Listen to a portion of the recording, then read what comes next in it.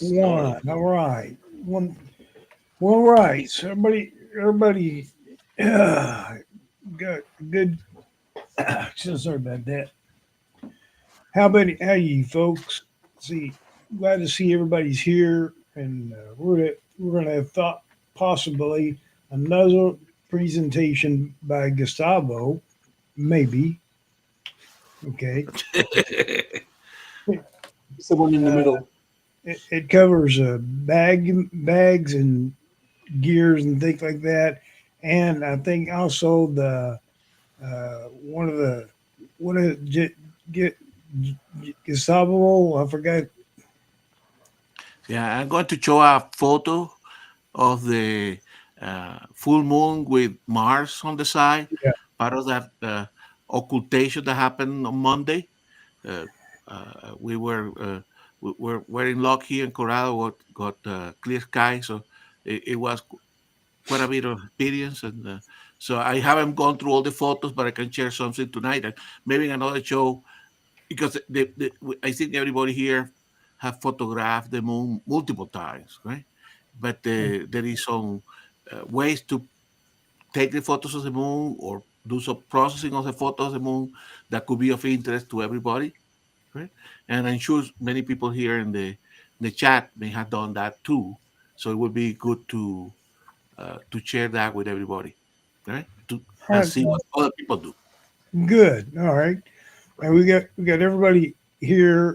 Get more. We got more people in in sky and invited, but everybody hasn't observed or shown up just yet. Okay, and we're gonna go down to good down the list with people, and let y'all just go have a good time. All right. All right. Always. Very good. Go ahead. Go, Roy. Someone swapped our moon for a red one a couple of nights ago. I was wondering what's going on there. But you get a red moon and we just get the old normal gray one. All right. Yeah. Yeah. That's, What do you say? Yes. Hey, Gustavo, Yes, sir. go ahead. Say it. Yes. So hello to everybody. But let me do it verbally and actually here um, acknowledging everybody has shown here. So hello Tim, hello Greg, hello Malcolm, Mr. Bob. What else do we have here? Hey, Harry, Rakesh. Harry, Woody. Let me go back a little bit here. Robert, and what else? Here? Simon is here from Ordinary Filmmaker. Yes, Simon. Yep. Simon, I just noticed that you show up there. Simon. Nice to see you, Simon, in the chat. So, welcome everybody. Mr. Robert also catch the occultation by chance. Very good, very good. Good. Vanilla Martin is here too. Yep. Very good. So All right. anyway, And James, yes, J. Rod Photo Art. yes, James. Nice to see you, brother. All right. All right. How about you, uh, uh, John. how about it, What's that? John? Hello, Well, John. it's All right. What's Go wrong ahead. I'm not saying anything. Oh, All right. Simon. Hi, Simon. Yeah, I've been watching your videos lately on the drones and stuff. That was excellent on the new drone, DJI something or other. Boy, I tell you, man, it's User like friendly one. the old time here, uh, trying to get something going and everything else. Man, all right, it's all right. So right now, while Gustavo, he's gonna Yes. look you go ahead and your stuff, Yes, and there's plenty of stuff we can talk about until they start. exactly. So please go ahead. Talk. We're looking for the presentations, and give me a chance here. All right. I've got a question for all the wildlife photographers out there as Okay. to how many people wear camouflage and whether you think it works. You know, Okay. yeah, That's because the birds can all see colors, and the raptors, you can't get close to them without you knowing they're there. Does camouflage actually work? No, because those all those hunters wear orange vests, right? I could never figure that out. They wear camis and then they put an orange vest on. well, Yeah. the vision of the deer, which is what they typically hunt, of the ungulates, they don't see the orange. No, they see black and white. They see, exactly. So for them, it will look like something gray. Hey, so Tim is that's one of my favorite. Oh. David. So concealment is important, Yeah. correct? Yeah. Concealment, correct? Yeah. Blinds and all that. So and obviously being unintrusive, correct? It's important. Now remember, birds they have 40 type of sensorial cells, Yeah. rods. Right? So they will see actually more color that we see. Correct. Now mammals typically have a limited color spectrum. Correct. So it will work better for animals. Okay. But movement, they are all tuned to movement. Correct. So if Yeah. you are moving around, I am one that tend not to wear camouflage. Correct. But I do have blinds with camouflage, right? But you're not going to be, wearing a bandana and then a red skirt or something. I mean, shirt or something like that, correct? So I think, in my opinion, I don't think it's that necessary. Um, but sometimes people want to dress the part, correct? So you see Oh, sometimes the people in places like Yellowstone, which I mentioned last week, correct? Rows of photographers where obviously there are 10, 20 photographers with tripods and big lenses, and half of them are wearing camouflage. Birds here don't seem to have fear of people at all. Exactly. They'll land on you if you get the chance. yeah. The big thing is if you're there first and you're unobtrusive and you're not moving around or whatever, the birds will come in, and it Move really slowly. doesn't matter. And I'm going to leave my red skirt at home, Gustavo, since you suggested it. Well, except in Want to hunting be a bit season. drafty? Well, hunting season, that's different because even when I'm not Hey, hunting, I wear orange during hunting season because Exactly. I want the hunters to see me. Exactly.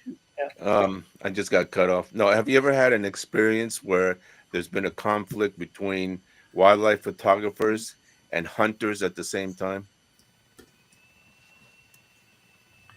Wow. Only when fishing. You're making too much noise. Yeah, that's no, not really. I mean, typically, hey, James is here. Very good. He can tell you too, correct? He's a wildlife photographer. I haven't been in a situation where the hunters get pissed off with you or vice versa, but so that's me. So what about you, James? Since you just in, Hey, doing a mic check here. I got a new PC set up. Can you guys hear me? Yeah. yes, Yeah. Yep. little bit more volume. The volume could go up a little bit. So is it a Windows or a Mac? I'm on Windows. There we go. The mic. It's been a while, guys. Yeah. Well, that sounds better now. Okay, I got the mic. Yeah, where you been, man? Busy. I'm a family man, working full time. That's good. I'm retired 6 Saturdays and a Sunday. Well, good for you.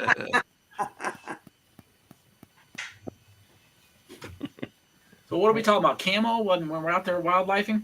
Yes. Yeah. Yeah. Do you also paint your face if you're going to wear camo or? No. Okay. Some people do that because of mosquitoes and stuff Well, like that. Mosquitoes, yes, that can be a problem. But the other thing is, I think we got some good commentary here from the chat as well that we should acknowledge. But the other thing, John, and you know that, correct? In many countries, correct, unless you are military, you better don't wear camouflage and be okay. So I'm sure in Malaysia, if I were to go to Malaysia, I will dress with drab colors, but I will not wear a No, full camouflage gear. I don't think it's that would it's against the law to wear camos here. exactly. Right? Well, the thing is that when you wear camouflage, you want to mix in with everybody else, and that is the best camouflage, because if you don't stick out, you know, Right. it's harder to see. And this is one of the old military tricks. You make sure that you don't stick out. That's the best camouflage. Hang on, just hang on a minute. Hey, Bob, is it is hmm. All right, so John, dang on it, Jeffrey is trying to get sent in. Maybe just through chat, and we're not seeing his. Oh, Comments? Yeah. wow. Well, I thought Bob was just Well, making a pun. Mosman is Where's saying Jeff's the same comments? thing. But he's not here usually. So. No, he's And, but he tried. There is some problem with, I presume, is on the account because he's not letting Jeff post, yeah. and it doesn't let Jeff participate in the chat, and we don't know what it is. I know that Bob, for sure. I mean, Chuck has been talking to Jeff. He has not blocked him. It is something that is happening with the account for sure. So we don't know what it is. I have not balked him. As a matter of fact, I can tell you that Jeff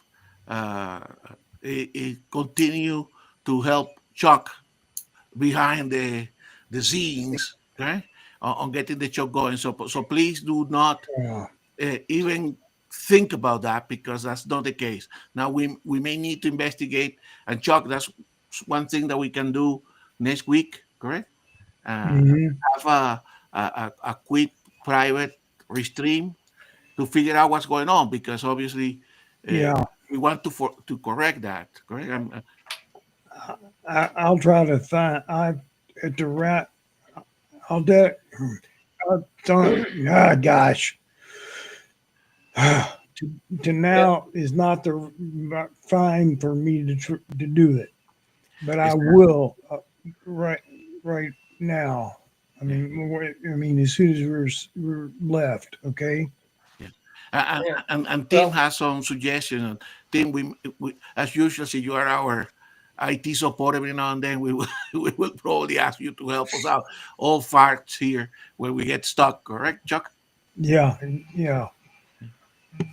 All right. So we'll put Dan. That's the first problem I've got to fix is make Jeffrey's okay. All right. Exactly.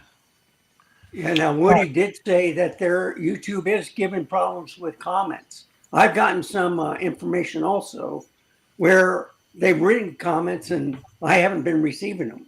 So I don't know what's going on. I don't know.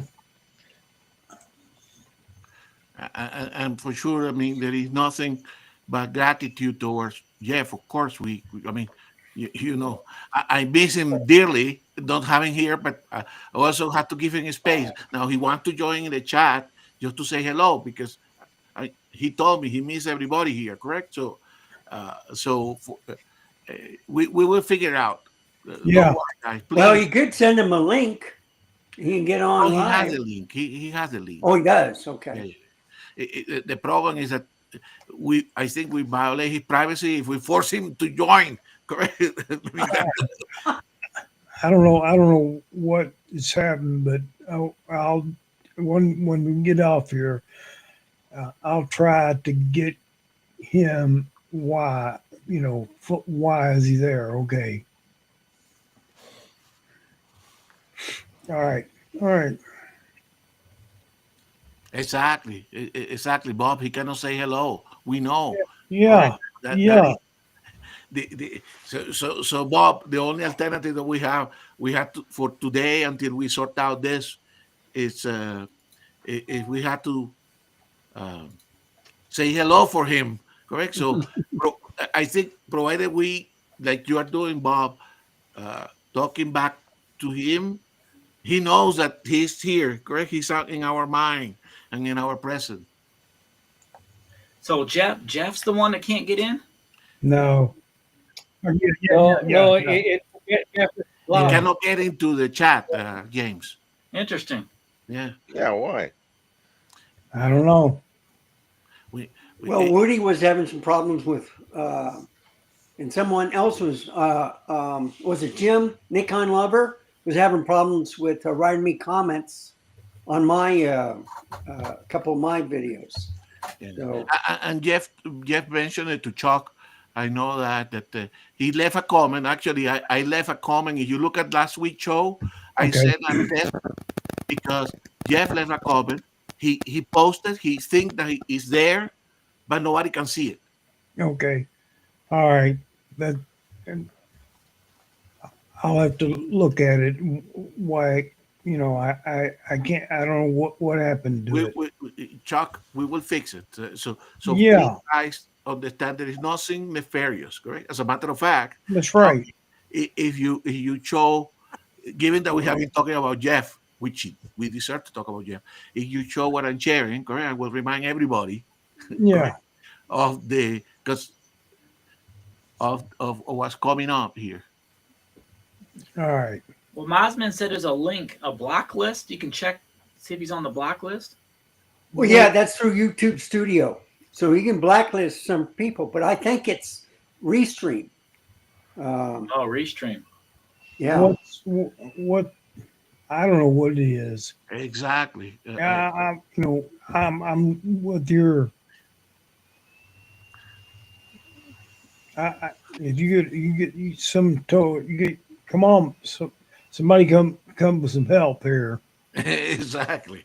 Well, I emailed Well- Jeff a couple times, regarding, a camera I got and stuff, and he responds normally on No, email. I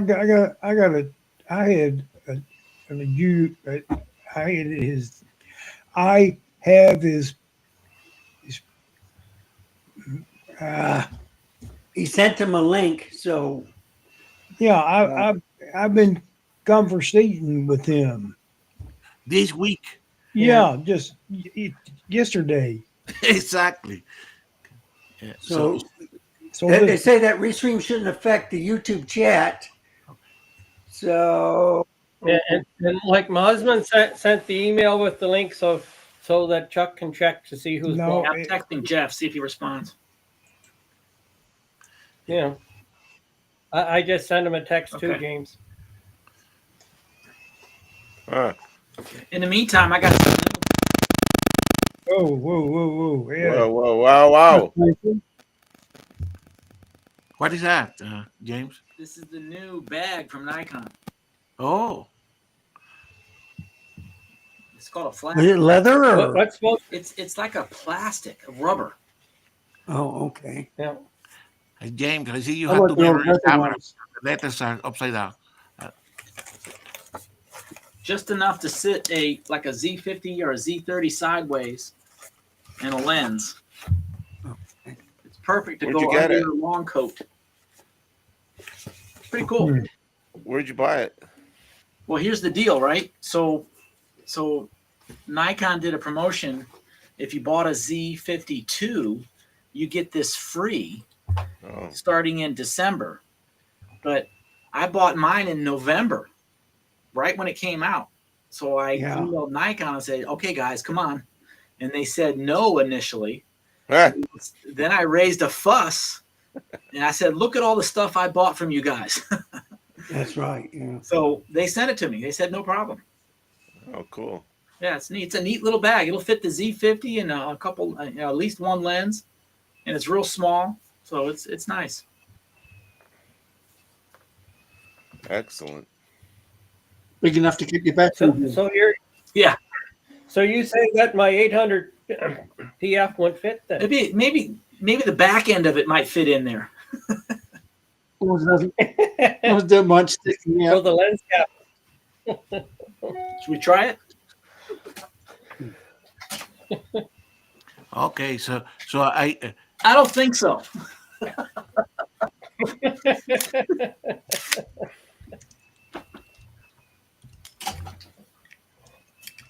Yeah. so I did so going back here, Tim, I did use the link, correct, and connected with my Google account, like it prompts you. Obviously, I'm not having any problem, and it shows me that I have no block person. Okay, so that's probably what Chuck had to do later on, just to. Yeah, it goes to YouTube Studio. Okay. Okay.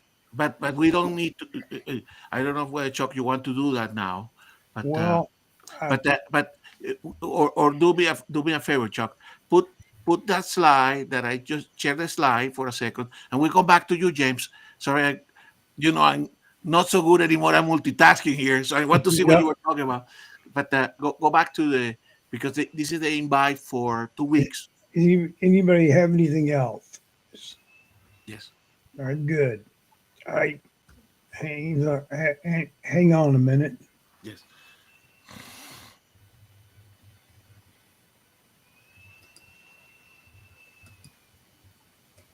Come on. It needs foot pedals, Chuck, so that it can pedal faster to make it Yeah, computer work. yes.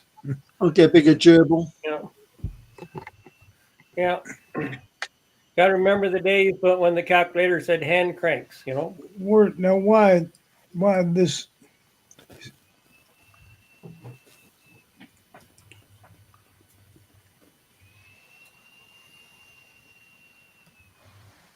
Here we go.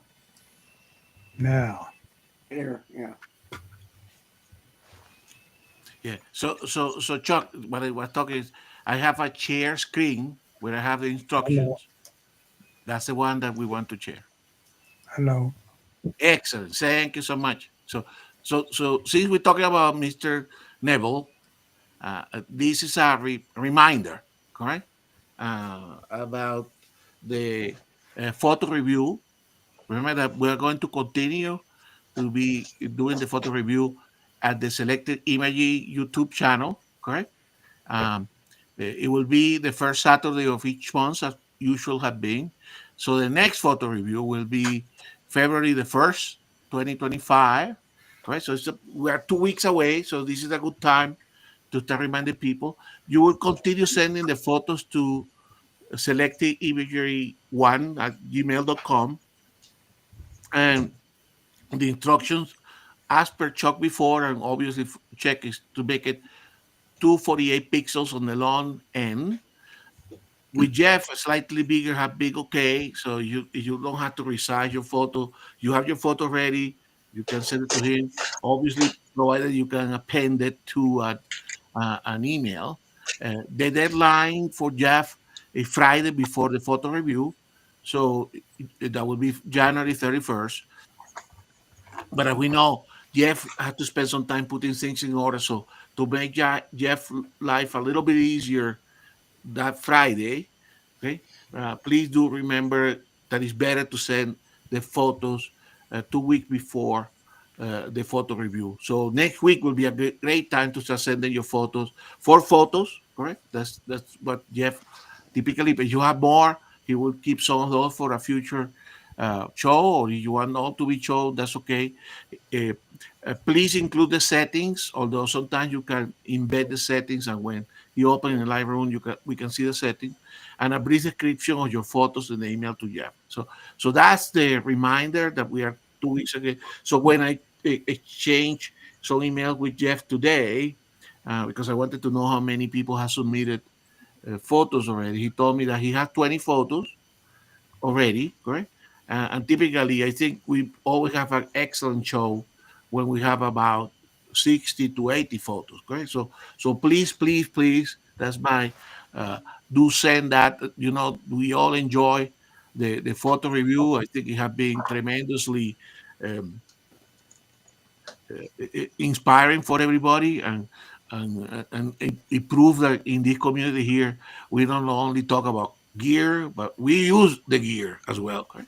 And there is so much talent out there. So please, guys, go ahead and send your photos. I will go through the reminder later on again, just to make sure that if people see this in their uh, after the live meeting, they can uh, find this slide and with all the instructions for the next photo review. So 2 weeks away, let's share, guys. That's it, Chuck. So we can go back to the regular. So let me stop sharing here. Yeah. And there's one other thing, Yes, sir. Gustavo. I gotta say that when you resize your Yes. photo, it is an option to remove settings on the XF data, and do not do that so that we can actually see the settings that you used in Lightroom. Then it shows up Yeah, automatically. I was looking for that the other day, David. But as usual with Photoshop, there is so many labyrinth. Correct. So to find the right. If there's only one way to do anything in Photoshop, I don't know what that way is, because there's usually two or three, Exactly. you know. But whenever there is an option to remove settings, because you can save it as a JPEG or whatever, do not remove Yes. your settings. For this show only. For other stuff, I don't care what you do. Exactly. No.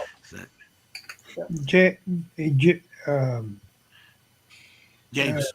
No, Tim, Yes. if you sent me an email, or yeah, I'll try to take care of that problem. Yeah. He did apparently. Yeah, he did. Because I've got No, I don't have it.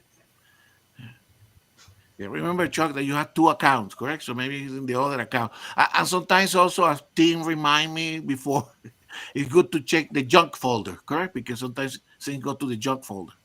So anyway, when you're doing that, James, you were telling a story about that cute camera bag from Nikon. So what is this about? It doesn't fit your telephoto in there. That's for sure. It'll fit a small can. It'll fit the small Z50. That's about it. Exactly. Can you have the lens on the camera when you put it in the bag, or do you have to take it Wow, off? that's a good question. Let's try it.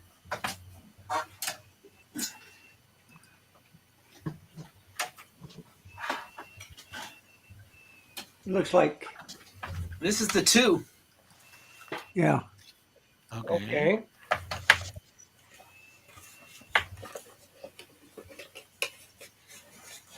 It's tight. It'll go in Okay. there. It's tight. Chuck, could you make James big, please?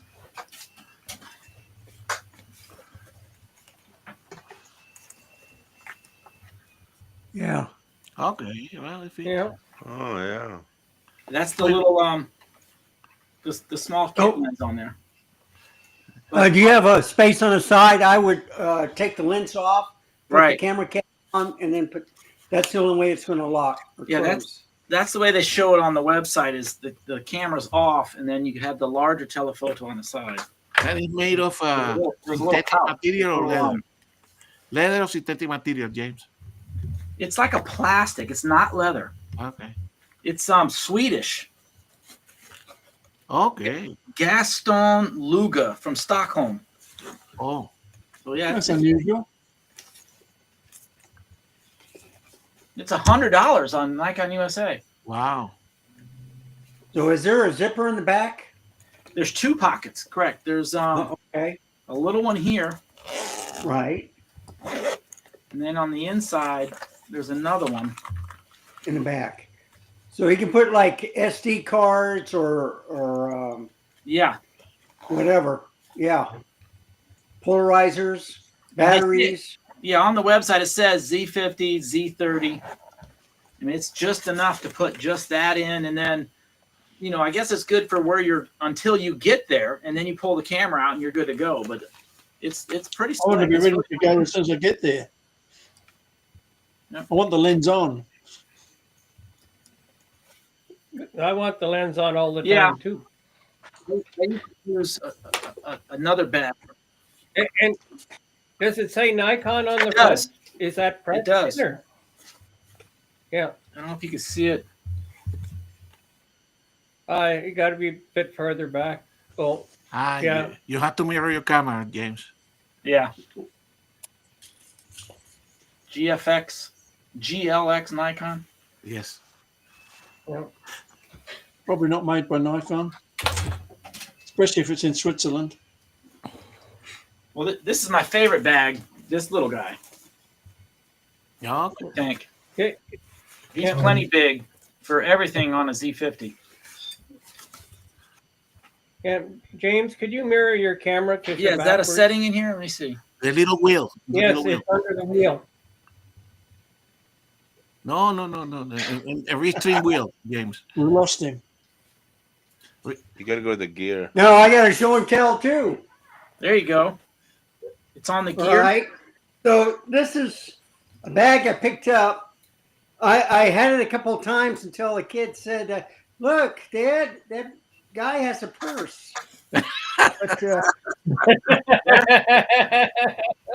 but anyway, open it up. Randall, it's a man bag. Yeah, there you go. I remember. What was it? All in the Family. Meathead would say, "No, it's a man bag." But I got one camera, which is the Z52, and then I can get the other one, the ZFC. Nice. So one it's more pretty thing good. I It's cushioned on the bottom. It's leather. It's a man purse. Or man bag. All right, here's one for Roy. What's that? Look at all that glass. You got Oh, the lens. you got to hold it back near your head so There you it's being A focused. nice fast lens. Yeah, 1.2. Yeah. 50 Yeah, millimeter. I used to use those all the time, but they're pretty soft, wide open. Yeah, but look Great at all that lens, glass. Look at all that glass. Yeah. Hey, Roy, It's all if hollow. you take that and you shoot it wide open, it is soft because I got one. But if you throw it Yes. in Topaz AI sharpening, it makes a gigantic That's too difference. much work. I wanted to be sharp when I take it. These are still 750, brand new. I had the knocked version, the 58 millimeter, the old one. And I sold is it it? recently, and Oh, that was so overpriced. I had to get rid of it. I Come got bit this bags. Less than I've got 300. interest in a bag. Good stuff. You have You any didn't wanna keep it, huh? DSLRs, James? The newest DSLR I have was only like a D3200. Okay. A D200. I like a T200. we can get classy though. Let's see. Nothing wrong with D200.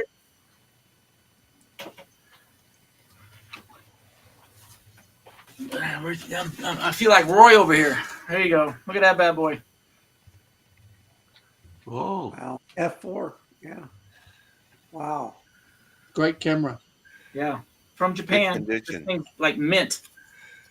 Where'd you get it? It was a Japan shop. I could look it up, but Oh, Japan. with the motor. Runs an AA battery too, which is unusual these days. But I put a newer AF lens on there, the 50. Fun stuff.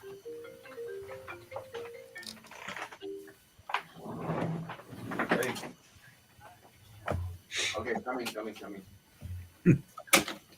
Aha, the boss is calling.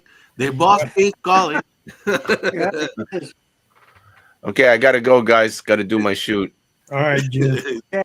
Oh, I believe you. This All one's, right. this one's for Jeff. Hey, John. Remember Jeff did this video? Yes, Top Gun. Yes, that was a fantastic video. Yeah, look at the glass on that thing. Yeah. Great camera in its time. Yep. Beautiful. I mean, Jeff did his video. I'm like, hey, I got one of those. Yeah. Yeah. This a family friend gave me this because they were getting rid of a bunch of stuff. I'm like, I'll take it. What No, year it's is just that? having a shelf. Oh, this is the 60s, isn't it? Or Yeah. early 70s? I think the oldest is what, 67? I mean, the newest is 67. It was like 64 to 67, something like that. Go and watch Jeff video, but it's a beautiful Yeah. camera, James. Yeah. And so I think it's like Jeff mentioned, it's a string, very well designed, correct? It's Right. It's a tank. It's heavy. It's real heavy. Exactly. Cameras were back then. Tokyo. Mm. Neat camera. Neat stuff.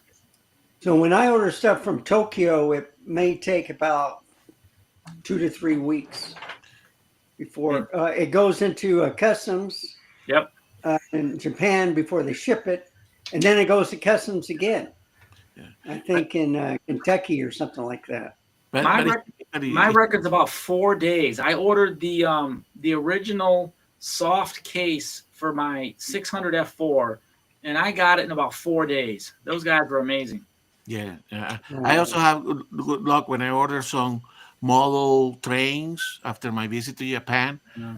Wow, they came like in 4 days. I was amazed that that they were able to get it exactly through the mail and customs, everything. Yep, And I don't know what have been your experience, James, but my thing came beautifully packed. Correct? When you can see the box was a sack size, and they put a lot of newspaper stuff to cushion the little thing. So I was impressed.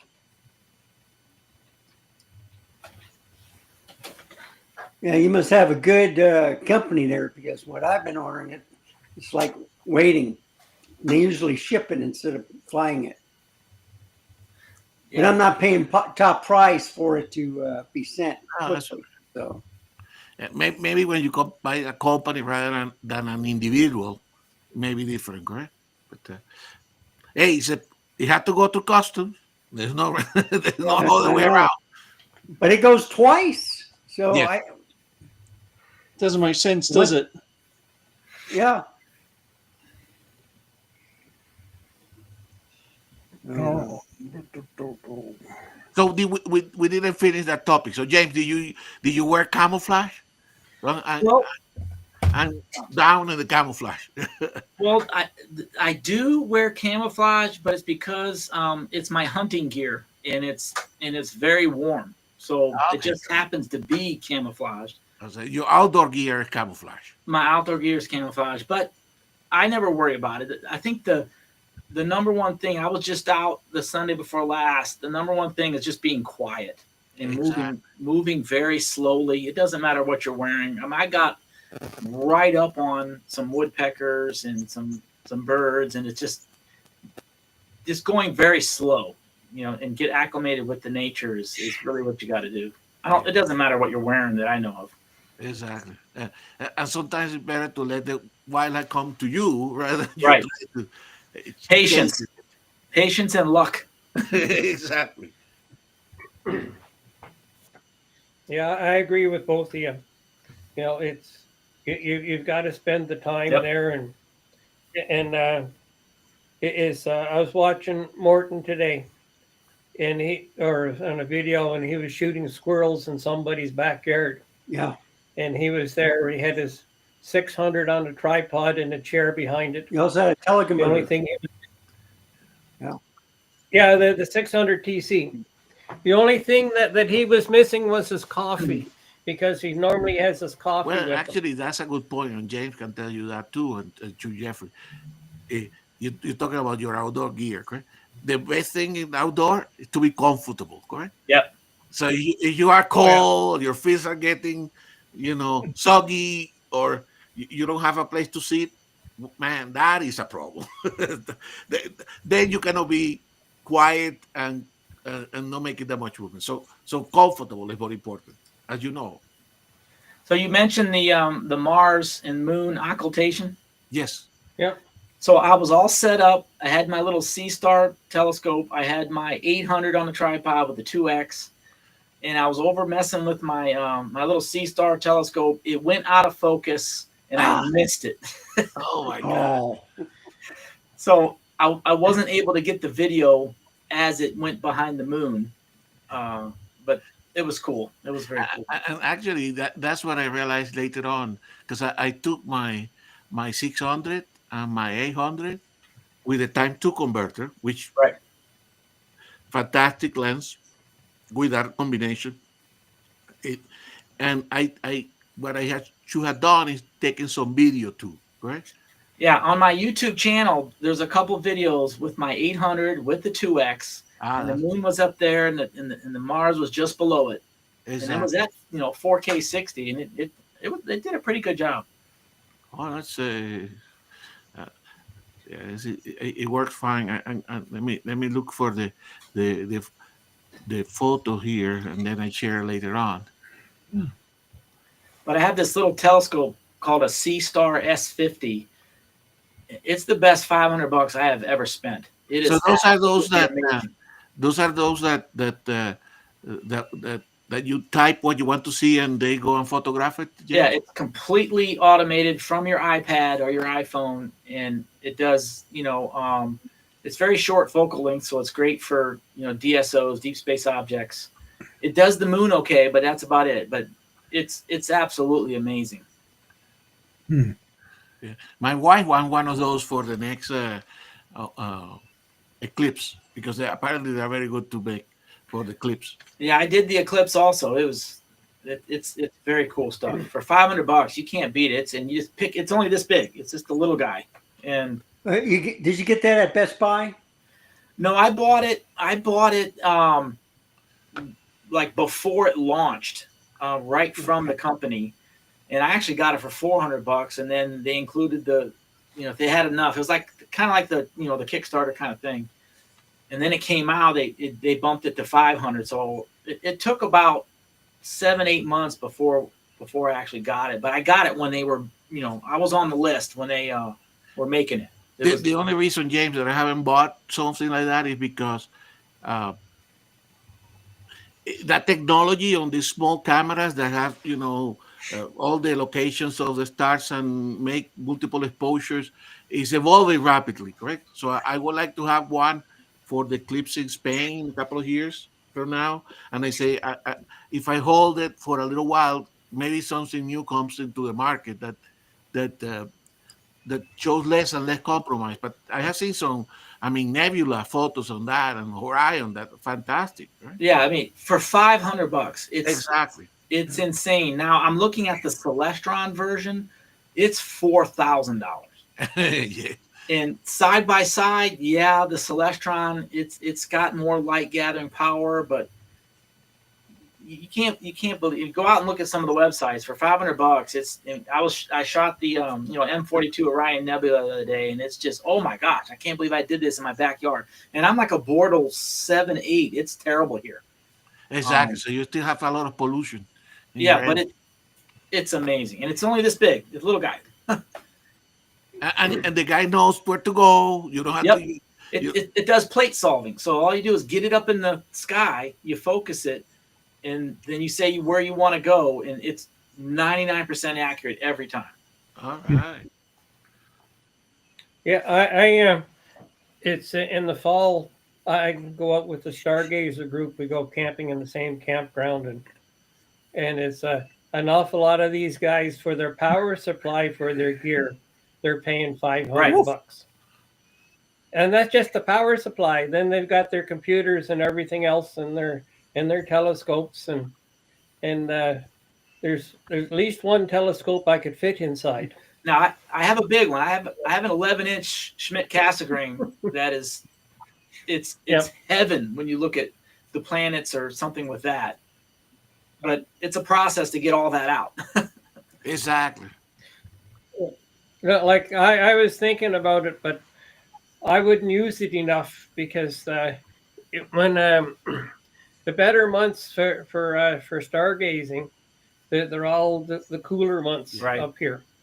You know, they like it starts in the middle of September and goes right around to March, and and if the temperature is 15 degrees minus centigrade, that's a warm night. Yeah, that's the whole problem with astrophotography is the weather. And these little scopes, you literally put it out back, you set it down somewhere, you go back inside and you get your iPad out and you're done for the night. Just let it do it, just program everything you want to do. It's amazing. Yeah, and that's what a lot of these people are doing something like that, but because there's a group of about 100 of them out in this special weekend, that they're up for 3/4 of the night, or at least until the clouds come in. Yep. But it's an interesting show It to is. see. I'm Expensive hobbies. I'm looking forward when a little bit warmer. I'm gonna go out and take some shots at night. Yeah, but also the cold weather has some advantages that David will tell you. Is that the air tend to be clear, correct? So Chuck, I put something here to share to check it's on the. Yeah. But there's one other thing, I don't see you. Gustavo, is when the air is cooler like that, you got to cool your gear Exactly. off, and you got to take your lens hood Yes. off, because that warm air and the end of your lens is just enough to, it makes a difference. Yeah. So if you share the screen that I'm sharing here, we can talk a little bit of that. Okay. And I don't know whether this is the best, but There you go. That looks pretty yeah. good, Gustavo. So James, this is when it went the other way around. Unfortunately, this week I have not been able to work all the photos, but I want to make one of composite with Mars multiple times, right? And you can see here, this is after it disappeared on this end, and it came on the other end, and I the sky was pretty clear, and this is with the 800 times 2 converter, so a 1600 millimeter, and I crop it a little bit, correct? Because in order to get them all aligned, you need to have a little bit of margin. I was happy how I think this is Copernicus and Tychus, and here's the Sea of Tranquility. The details on the moon came, and James, I noticed in some of the images of if you zoom in, and I can zoom in a little bit, although this is after processing, you destroy some of the quality in order to get some sharpness on the moon. But I can see even the top of Mars show a little bit of the polar region show a little bit of white as well, correct? So one of the things that I wanted to talk this at the same time.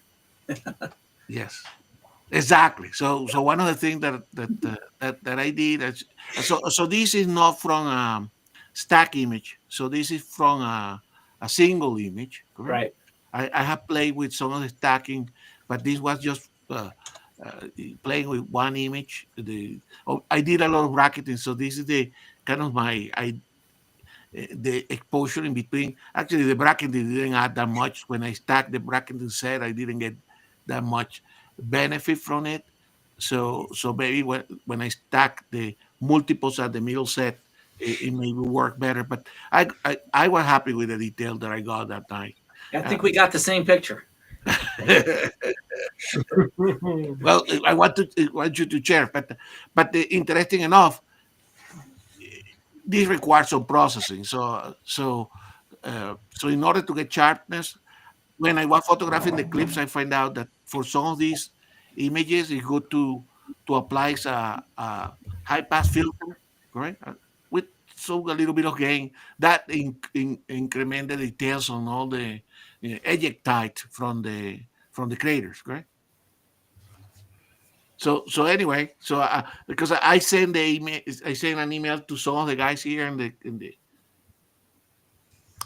the chat that we're in North America, and I know some you try, some of you couldn't try because I mean the weather didn't cooperate. So luckily for me, cooperate. But I'm going to maybe the next full moon I will try again because I'm interested in kind of working to the processing workflow to see how good it can be. But definitely, James, in my case, the 800 with the type 2 converter work fantastic. I haven't checked yet the 600 TC. So I took the 600 TC with me as well. And I took pictures in the 600 TC, but I haven't processed those yet. Right? So anyway, that's what I wanted to share, guys. Yeah, there's if you want to know what exposure to use, an easy rule of thumb is your shutter speed is 1 divided by your ISO at f11, and that gives you a good exposure for the moon. See, Joe's wearing his camo. Exactly. Oh yeah, I was just trying to blend in with you, gentlemen. We I can't didn't- see you. You're camouflaged. There we go. It's top secret. J-Rod, how are you, man? Doing good, guys. Very good. Fun Good to stuff. see you guys. Chuck, Randall, Gustavo, David, how y'all doing? Excellent, Joe. peachy. That's great. What are we talking about tonight? I've only got like 10 minutes because movie night. Whether or not you wear camo when you're shooting wildlife. I use this when I'm shooting downtown Calgary because there's lots of other wildlife. Exactly. The humankind. No, honestly, the last time I did street photography, I was pointing my camera with I think it was like a wide, like 14 mil lens, like as wide as it could be, at this building. And this homeless guy came up behind me and he just went, "Hey man, you taking a photo of me?" And he didn't even have pants on. I was like, "No, I pointed this way." And then he chased me for like a good block. And like, I'm really out of shape. So he was gaining quickly, even without pants or shoes. It was impressive. I was like, "Oh man, if this is a motivation to go back to the gym, then I don't know what is." Survival. Survival. Exactly. Yeah, but you guys have a good week? Yeah. Good stuff. Yeah, it's going to get cold shortly. Well, In we're the living that community right for a now, minute. Randall. It's bitterly cold. Well, I've been telling them it's warm here. It's only 15. Never mind. It's very, very warm. Thank you, David, for the correction. Yes, I wore shorts and a camo fleece shirt outside today. No jacket. No, it's not terrible. At least it's not snowing a ton. It's just cold. At Yeah. least you're not on fire. Yeah. Oh my God. Or yeah. no, California. it's crazy. I mean, we're more wildfire in the summertime, and like just seeing what that was like was crazy. I can't even imagine what LA is like right now because it's been so many years in a row for them of being Yep. devastated by these fires, and also for this time of year too. Like that's so weird. Like usually it's summer, fall, spring, kind of more in that time. So it's Right. yeah, no, really, really awful. Yeah, and what you have to worry about is when it starts raining, since there's no plant life or anything, we have mudslides. But it's interesting is that some of the water bombers that are down from Quebec, they've been down in the LA area for the last 17 years in the wintertime, just for this. Wow. You know, so it's an ongoing thing. Just this year they're getting a whole bunch more because Alberta is sending down some. Quebec just sent down 2 or 3 more, and I think Saskatchewan has sent down some. But the problem is that our water bombers, we do the maintenance in the wintertime in Canada, and so that we just can't say go. You know, but some of these from Quebec, it is they send them down there in the winter, and I guess they do their maintenance and they're there if required. You know, but it's when you got a plane like that, and if it's been sitting for very long, they got an awful lot of checks you got to do before you can start it up. And to do something like that, and I don't know how long it takes, but it takes a significant length of time. But But anyway, I guess next year there'll be more stored down there during the winter because it's much easier to do your maintenance when it's warm than when it's cold. No, definitely. Well, and I mean, it's nice to see that regardless of the current environment we live in, both countries are still working close together and supporting each other in the areas that Oh, count, right? Yeah. I mean, I heard in the radio the other day here that Colorado, correct? It's one of the states. I mean, we sent for Colorado several planes, and I think it was like 150, uh, you know, fire trucks with their crew. So they have. I mean, obviously they need it because this is a massive uh, endeavor, correct? It's to protect, being to attack the fire, but also to protect the areas that have been that have not been affected yet. So I think uh, I guarantee you, every single state and many countries, including Canada and Mexico, has sent a lot of uh, resources, right? Yeah. Definitely everyone pulling Yeah, together. I saw. Yeah, I saw one YouTube video that it showed a parking lot at one of the sports stadiums, and it was full of fire equipment. These guys, taking a break so they can go back out. Because you can't work 24 hours a day. You got to have time off, and this is what they were doing. But this place, it was just full. So if you've got 100 there and they're on break, imagine how many you got in the Hmm. field. Exactly. And Jim made an excellent point there that Chuck put in it's also the toxics that are now being released. So at this moment, they need some rain to help, but they don't want the rain to create runoff, correct? Because not so much in the forest, but all these urban fires. I mean, that's the amount of pollution is tremendous, correct? So I hope they are thinking about how to control and sequester all the burn material before Yep. they get big rain. Yeah. Oh, I just see a real Nikon lover. Yeah, that's another big thing as well. Is I mean, folks just putting first responders at risk with drones. I mean, that's just don't do that. Like, there's no photo ever worth capturing that's going to endanger public property or people's lives, especially people that are putting their lives on the line to take care of us, right? Like that's inexcusable. We've had the same thing happen up here in Canada with some of our wildfires as well. People coming in and just popping a drone thinking, oh, I want to get all these likes on Facebook or Instagram or wherever they're going to post it. And yeah, it's a shame because it's people like that that give the whole space of drones a bad name, right? It only takes a couple people doing it to ruin it for everyone, right? And I mean, we're already kind of on the edge of regulations being added in because of people doing those sorts of things. And Yeah, outside of that as well, like again, first responders are doing everything they can to save lives. There is no photo ever that is at all excusable to take that puts them at risk. If you're using a telephoto from 80 miles away and you're not in anyone's way and it's completely following the rules, go for it. That's cool. Like Uh, that's fine. yeah. Joe, the regulation is already there in Yeah, Canada.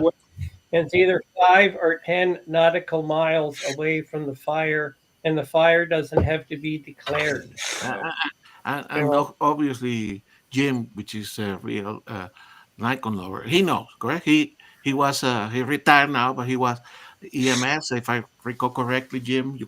And firefighter, so he knows, right? I briefly, when I was in university, I was a volunteer firefighter, um, if, mostly to support the real firefighter, and I can tell you.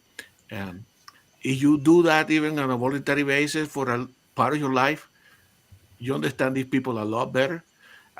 If I go, for instance, and there is a traffic, I don't even turn my head to watch what's going on. So I hate these people that stop and there is a car crash and they stop to look. I hated that so much when I was helping the EMS. Right? We were there for support, bringing lights, bringing the supplies and stuff like that, and it drove me crazy Okay?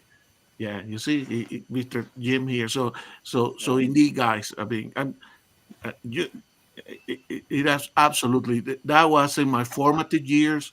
I did enjoy it. Actually, my wife was the one that got me out, and in my case, it got me out. That was back at home, in Venezuela, when I was younger, a lot younger than now, and some of the people in my team actually died like 3 months after I retire or didn't support because they were involved in a big fire Is of that match true? and the tank petrol tank exploded. So anyway, so let's not talk about. But I think it goes without saying that we still feel the pain of the people Yep. in Los Angeles, and for sure. Uh, we admire the dedication and the heroism of the all the firefighters and the EMS personnel that both from California and from wherever they're coming to help. So anyway, All right. Sure. Well, Joe, I hate to see you go, but at least you got in and said hi.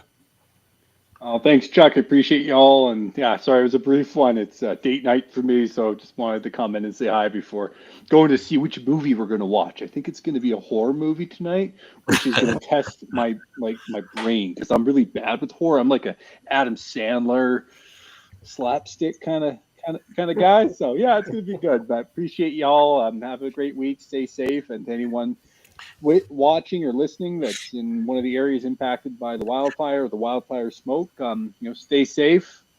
That's the biggest and thing. also come back and come Plug back. your channel.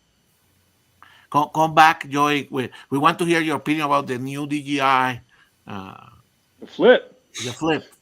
All I So will say is this: that is cool. I don't know if it's really any different than the Mini 3 Pro or the Mini 4, but I think the AI flight methods is pretty darn cool, and anything that gets people into the space in a safe way with propeller guards, I'm a huge fan of. So I think it's going to be cool to see what kind of impact it has in the market, right? I mean, DJI has definitely saturated the market with a lot of micro drones.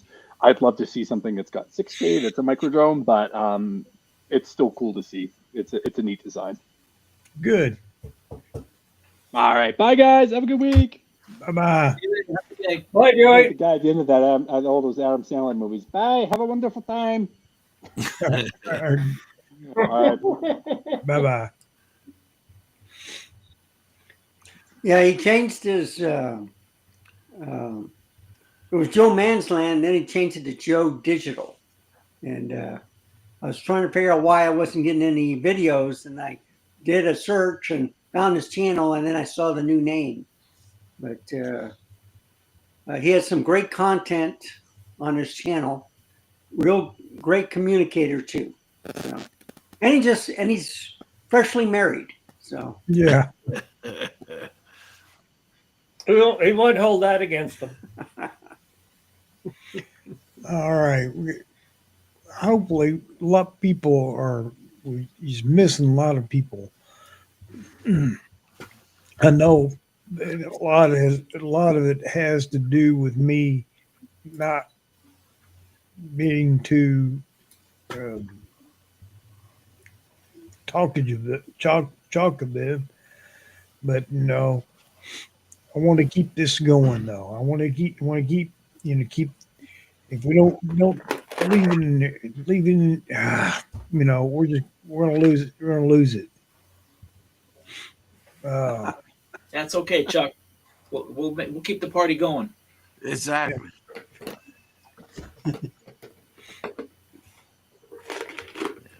I've got another bag if you're interested, a very old one. What you got? Uh-oh. Of course, it's old, it's mine. This is a Nikon bag. Oh wow. Oh wow. It's leather, extra pockets. The catches look like they come off a truck. And inside, it mounts, where is it? It mounts F-mount lenses.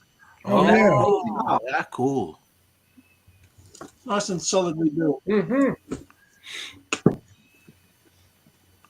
Yeah, I had that quite a while. So you put them lenses there without the cap, correct? Yeah, they mount in the bag safely. Wow. And you look like a doctor when you. I hope not. I've got a doctorate, but it's only oh, it's not real. Yeah. Will your 70 to 200 fit in there, Roy? One of them will. So, all right. So here's my my bag. I love it. Oh, It's not camouflage. mind shift. And I don't mind gift bags. it has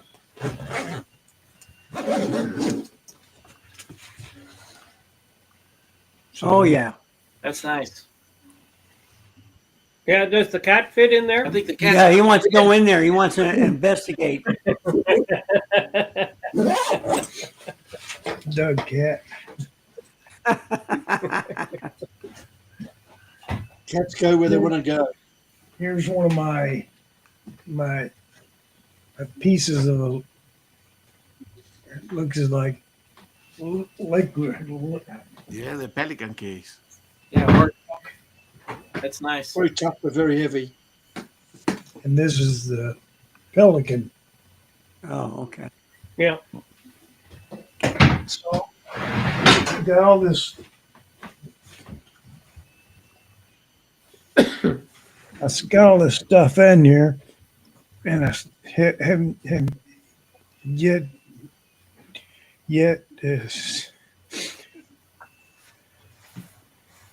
Well, like, come on, wait a minute, I'm trying. All right. So we have Mr. Noah there. Yeah, the cat's trying to help you out. Yeah. He says, The question I have, Chuck, is with all of this gear that you have there, do you have room in your studio to use it as a No, studio? not. I don't now. I got so much stuff in here. You know, it's kind of crazy. If it didn't go on my have, well, anyway, it just wouldn't be right, if I didn't keep the right, keeping the everything like it's supposed to. Okay.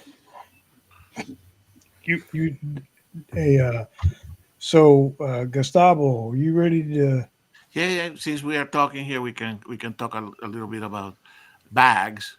Okay. Yeah. But before you get started, guys, unfortunately, I'm going to have to head out too. So, okay, All right. James, have a good one. Yeah. Mean Yeah. you. See you later, yeah, great to James. see everybody. Glad to see you. Sorry I've been such a stranger, but I jump on when I can. And send some photo for the photo review. Yes, I'm going to put forth effort for that. Absolutely. Okay. All right, guys, have a great night. We'll see Good you. night. All right. Here we go.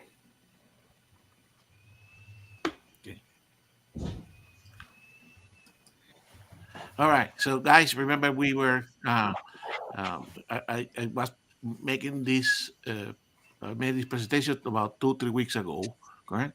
And what we want to talk here is about a specific type of camera bags for long telephotos, which uh, in my case, being a wildlife photographer, I have bought several models of these, correct? So these kind of show the progression over the last few years of how have been transported the long telephoto lens, the 600, the 500, etc., correct? So in my journey as a photographer, I have tried many of these. I still own the great majority of these, but they are not my main cameras anymore. Okay, they are so for instance, this lower pro, correct, that fit a single lens, correct, that I bought probably 15 years, 20 years ago, correct, and I moved, and this is typical harness type of cameras, correct. Then I moved to this low pro Protecker, although this is a newer model, the same one that I have, correct. And then for a long time, I've been using the Gura gear, so I actually have two of the Gura gear, okay. But and then I moved to the think tank. I think Jane was showing the think tank is so well made, correct? Now, many years ago, I switched from backpack to rollers, okay? Because I was like we talked before, uh, I see rollers rather than backpacks are m- far more convenient for air travel, correct? So. Uh, More recently, correct, I did switch to um, uh, four rollers, and I think it was actually in a conversation that I had with John Ishii, because this think tank, Airport International, that had been my main bag, I think, for the last 4 years, right?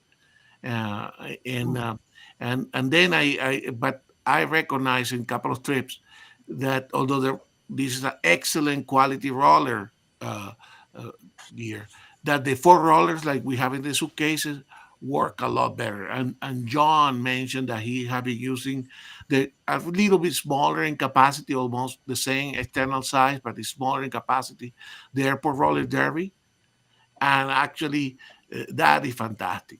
Then about I think, um, and you will see why I went away from this one, or not completely, but one of the two bags that I'm using. I think it was Wild Alaska review a new roller that came that called the PGI Tech, right? So these two ones here, right, are the roller bags where I pack all my gear. So I am one that believes that it's good to have the gear that you use every day in the bag, so that you have to go quickly for a photo shoot or something, you don't forget stuff. So I keep my gear in the bags that are kind of active bag, right? So in the presentation today, I'm reviewing and comparing that think tank four-wheel airport roller derby with the PGI Tech, which is the one that came back into the market. So let me switch here. So let's first talk a little bit about the think tank airport roller derby. It have four wheels that spin 360. So this is very maneuverable. Okay, it has a very strong reinforced back panel, and three good handles. And actually, so you see this handle here, the handle there, and that is important when you moving that back in when you reach your destination, when you're trying to fit that in the overhead compartment in the plane, having places that you can grab your gear and not, particularly with long telephotos, that you can maneuver securely is very important. Okay? It has internally has two mesh compartment, which is typically of the think tank, which I love because you can. Um, uh, uh, these are very good to organize your small accessories like cleaning equipment, lens cap and everything. You are able to see what it rather than having a separate compartment.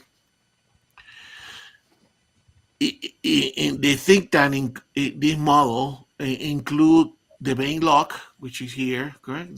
And this is the very model that just I think came out about a month and a half ago. So my model doesn't have that, and it has also a cable with a lock that allows you to secure your bag via this tether steel wire cable. Okay? So compared with the airport international is a smaller capacity, correct? And you will see for me that presented in some cases some problem, okay? But like any think tank is a great build, and as I this photo here is the newer version, the version that is already out. So let me go to the next slide. So the new model from this not so well known manufacturer, PGI Tech, it has very interesting features.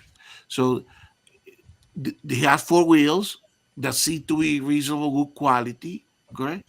But important enough, these are removable. Okay. Now, one of the things that attracted me to this is that it has a hidden backpack strap, so it can function as a backpack. Correct.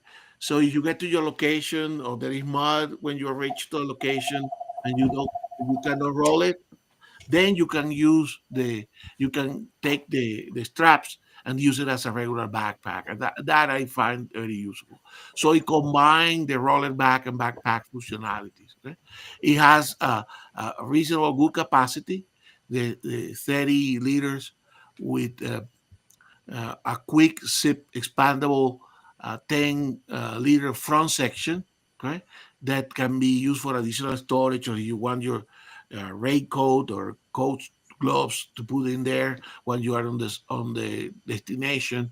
That is also good. Okay? So other characteristics of this bag is the dual side pockets, right? So you have it's pockets, and you can see one of those in here. It has durable, waterproof white KK zippers, which are the same type of zippers that are used in the by think tank. It has a conceal air tag pocket, so it's designed to take air tag. Actually, I spent half a day trying to figure out where the hell that was, that concealed little pocket. Okay? And it comes with a rain cover, like many of these style of bag, and it has a dedicated storage bag, which you cannot see here, which is mounted externally to this uh, for batteries and other accessories in case that you have to show the batteries uh, or to have the batteries in a separate compartment. So, so this is kind of the comparison, and I tell you front that I have both and I use both of them. Correct. So you think here kind of the characteristics and pros and cons of both of them. So the price of the think tank is quite significantly higher, correct? It's 469.75, and the PI Tech, the new one here, is 329. Both have four wheels, but the wheels of the PI Tech are removable. The think tank has the great handles. The handles on the PJ Tech are not so good, but obviously has the advantage of being converted into a backpack. The think tank has these mesh pockets that I like for the small accessory. It has some zippers and pockets inside, but it has that external detached battery back and for other accessories. I don't know how good that will work for me since I'm used to the think tank. Okay? Now this is the kicker for me. Okay, the the think tank can accommodate my 800. I know that I can travel with 800 and the 600 PF with an attached C8, but there is no more space for the C9. Right? However, the PGI Tech can accommodate my 600 TC and the 600 PF, and with the attached C8 as well as the Z9. Correct. So if I go into a location or a trip that I want to go with the 600 TC, this will be the only the bag that will work. Okay? Both have space for laptop. Uh, it has the think tank has one side pocket to attach a tripod via strap. This one also has some straps that you can attach your tripod either at the top or sideways. Um, uh, obviously think tank, as we know, it's excellent build quality, correct? You buy one of these back and it lasts forever, right? The build quality of the PGI Tech seems to be good, but only time will tell, right? So this is basically kind of my assessment. Now, for me, it's not either or because I'm using both. It depends on what gear that I want to use, right? So you can see here how the think tank roller derby accommodate um, my 800 with the 600 PF, right? And this is the raincoat, right? So if I'm going to be using the 800 and the 600, correct? This is probably the setup that I will go for, correct? And these are these mesh uh, uh, pockets that you can put your accessory. While here in the PGI Tech, you can see that's my 600 TC, and this is the C8 with the 600 PC and the C9, correct? So in addition to this, when I travel, I typically take a small Gixo backpack, correct? Which mostly for uh, once I get to the location, if I don't have all the gear, I can fit there my 600 PF uh, or a smaller camera, correct? And if I go with this and I need some of the wide angle or the 24-120, I probably will go into that small Gitso bag. So anyway, so this is what I have. I have the bags around here. You guys want to see them, but that kind of the discussion that I wanted to have. So I will, depending on what gear you have, but uh, the main message here is for air travel for sure. Roller bags are better, but indeed the four-wheel roller bags are excellent. Right? All right. So any question, guys? Well, it costs a lot. I know Yes. with the think and think but man, you can't beat their stuff. It just The quality is excellent for sure. uh, But Some for bags sure, are easy to open with a pen as well, which you got to watch. You can open the zipper with a pen, then close it up again with no one notice, even with a lock. yes. I weigh my bags as I'm going there, then at the other end. oh God, Did your camera overheat, Chuck? Or? no, Battery. can't root. Well, your cat's standing in front of the Yes, camera.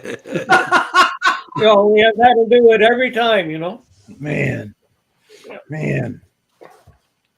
But You're going to have to get a cat cage, for during the show.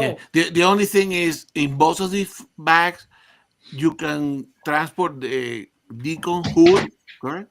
I know that, for instance, Luis, when he travel, sometimes he takes he goes without the hood, and he has I think it's a low pro uh, soft hood, correct?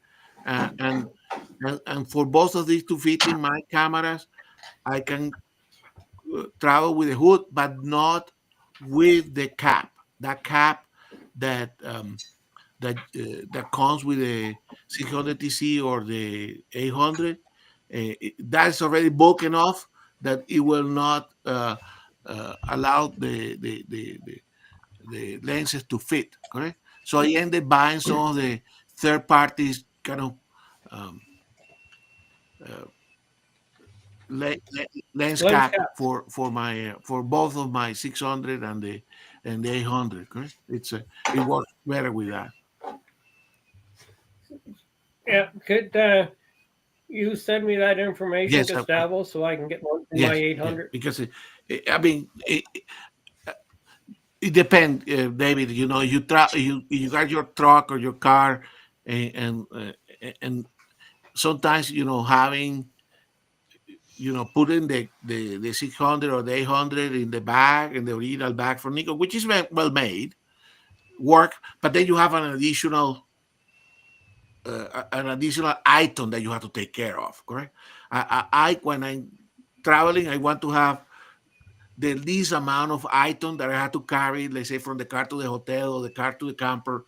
It's but I know you have everything in your camper. The dynamics may be different, but certainly for air travel, you don't want to have that many bags to take care of, correct? No, no, I want to get lens caps Exactly. anyway. You know, but it all depends. Like I won't fly with my long glass. You know, because that's not why I'm going to where I'm flying. You know, Exactly. so my 100 to 400 is the longest I'll take, but I'll take my both TCs. Exactly. Yeah, so I can rough it if I have to. Yeah. You know, but for the other stuff, it'll it'll go with my truck, Exactly. and I have sufficient space in my truck still. Yeah, but remember we talking. So I was, for instance, when I travel, if to Costa Rica or if I visit Japan again, I definitely now know the locations. Some of the locations in Japan, I would like to take at least 800. Right. So for sure, then you have when air travel is necessary, then you have to find a solution, and that's the kind of segment of that I wanted to have now. Now that Pelican case that you had, Chuck, that also fits well in the oversight Yeah, compartment of international travel without a trouble, correct? But yeah, it's a two-wheeler, correct? yeah, And then when you're handling two-wheelers with your suitcase and that's when it becomes a problem. The four-wheeler is much better if you have to carry them. And nowadays, you know, eh, going through the airports and the custom and all that kind of stuff. I mean, these airports are humongous, correct? It's miles and miles of walking in the airport. yeah. You know, Yeah, Terry has a question, Yes. Gustavo. I was wondering. It said the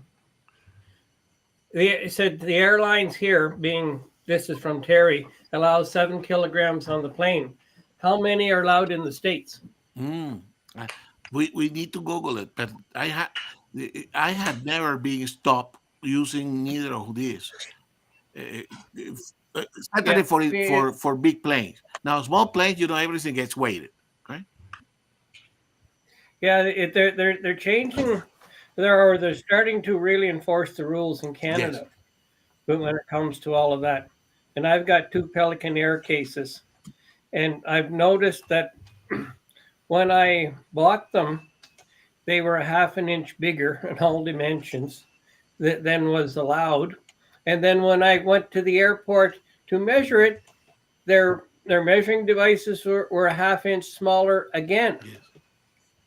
So that I would have a tendency to question everything, including their measuring devices, because I would have a tendency to bring along a tape with me and say your measuring device is too small compared to what we're allowed to take. But when I fly with WestJet, they don't worry as long as the passenger is strong enough to handle Exactly. it and put it in the overhead bin Exactly. themselves. Exactly.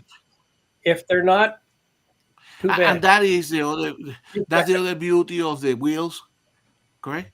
Because sometimes even with regular suitcase, the travel suitcases, correct, it's the wheels sometimes that get you into trouble.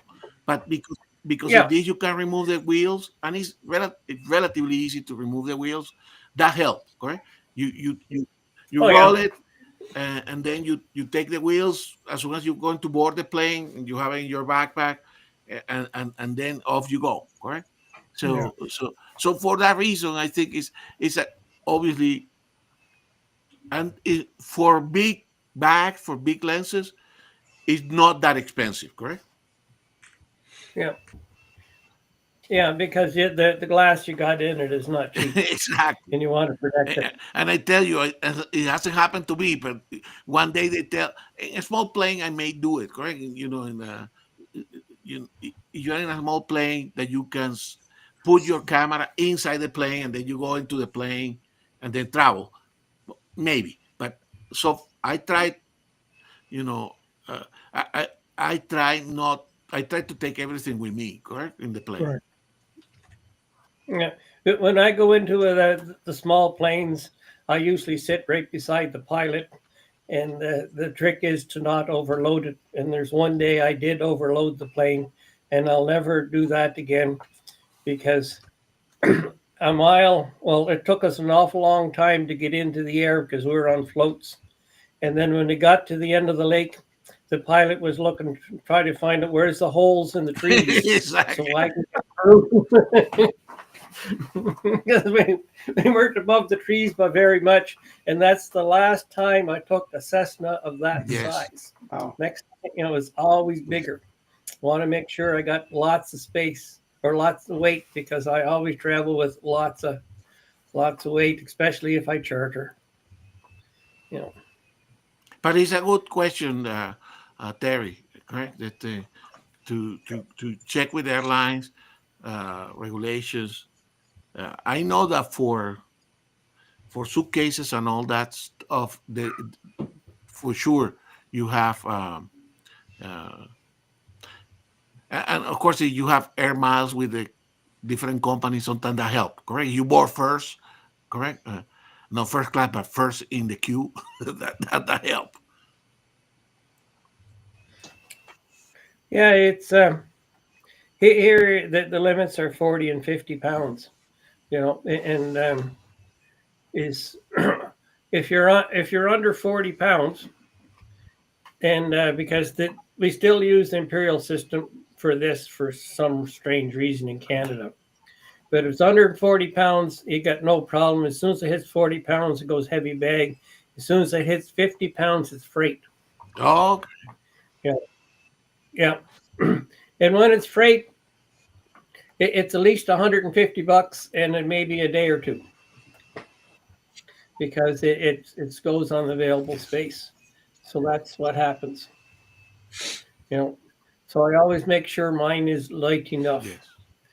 And then if I have 2 bags, I weigh it at the airport scale, because the scale that I have at home, even though it's within 1/10 of a kilogram, I don't want to be on the wrong side of the error. Exactly. Yeah. So anyway, that's what I have, guys. I thought it was a worthwhile discussion but indeed, the 4 rollers recommended. I know in this case, I speaking here to the choir. We can never have too many bags, okay? But you have to have your preferred ones, so, and then you can adapt a little bit. Whatever location you go, correct? So you have to get. I see, like Terry was saying, certainly you need to know all the different airplane transportation, regulations that you have in all the legs of your flight, correct? Yeah. Every airline is different. Yeah, they're thinking of standardizing, but there'll always be an odd guy out, and you got to go by if you're flying on the odd guy, that's the one that rules. Exactly. You know. Yeah, batteries are the issue, but actually, I know that because we carry batteries, correct? Sometimes people say, "No, you cannot put my bag. All my batteries are there," correct? So that helps you sometimes for them to help you out a little bit. You say, "No, I got a bunch of batteries," and no, there's only lithium batteries supposed to be, but I had them go through my suitcase on checked baggage and take out alkaline batteries. Oh, okay. Yeah. So and then they leave a note beside. We removed. And you think you could ever get them back? No. Not even you go to the airport where they took them out. Yes. But alkaline batteries are supposed to be okay. But anyway. Yeah, the batteries have to go with you, and maybe they don't make any distinction anymore. Although, of course, the risk profile of an alkaline battery and compared with a lithium battery is different. When they see it on the X-ray and they got to open the bag, it's exactly. And those big, whatever they are, you had to less oh, 70 70 no 95 or something to put them in when the one or in the bags. You mean the not the battery chargers, but the kind of recharging batteries. Well, the big batteries, you know, for from video, So yeah, videos and stuff like that. Yeah, Ah, remount. yeah. There's once a battery hits a certain size, it can't fly no yeah. matter what. If you have another one, And the what they lamps. yeah, and the other thing that they'll do is they'll add all the values of all your batteries together, and once you hit that magic And the number, number of the rest. some airlines are Yeah. Power 15 banks. items only. That includes your toothbrush and everything. Yeah. That's interesting. So they add the total amount of all the batteries. Well, see the way the regulations are Okay. written, and I get to see some of these from Transport Canada Okay. because of my drone Okay. license, because I get all of these bulletins. It is they're supposed to add them all up, and once it hits a certain number, the rest don't fly. Okay. Wow. You'd be surprised So how many that's something things are that battery you can do. powered. It adds up very quickly. Yeah,